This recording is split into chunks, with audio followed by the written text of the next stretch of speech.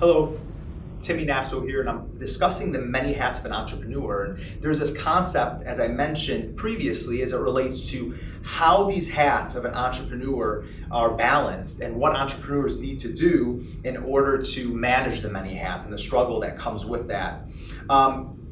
There's this obsession that I have with sports psychology and as it relates to business. And this concept is, when you start off as a little kid playing a sport, right, whether it's soccer or basketball or whatever it is, you see that the skill sets are very evident between the really good kids and the ones that are struggling to learn or whatever the case is there. So that kid that's really good represents that entrepreneur.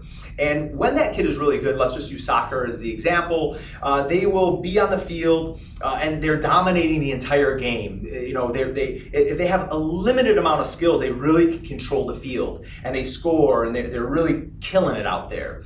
After that, they graduate and they start to get older. And as the competition catches up, and the kids that really love soccer stay in the sport, right? You have a bunch of children that also have the same skill set. So now it starts to get tougher.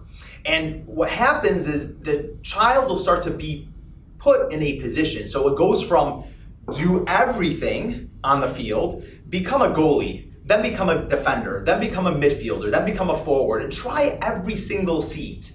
And by the way, if you're really good, you can do all of them.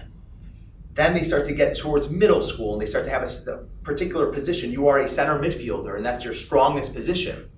And what the child begins to learn and understand is how important it is to pass the ball.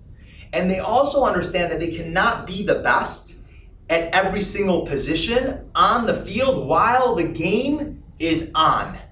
So they then graduate to high school and then college, and now their position strengthens more to where they start to only wear one of the hats, right? They're only a forward, they're only a defender, right? They get the best of the best to do that. So as entrepreneurs, we start to see that same scenario happen. We start off with a small business and there's a few team members, a few employees, and you're wearing every single hat and you're running around the field and you can really hustle to beat everybody out. But then your business grows. And as your business grows, customer expectations change, right? And as those expectations change, as does the field of play.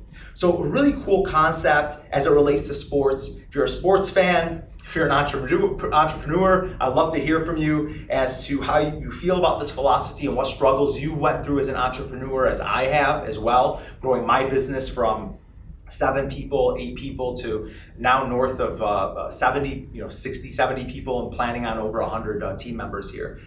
Thanks for listening. Please comment below.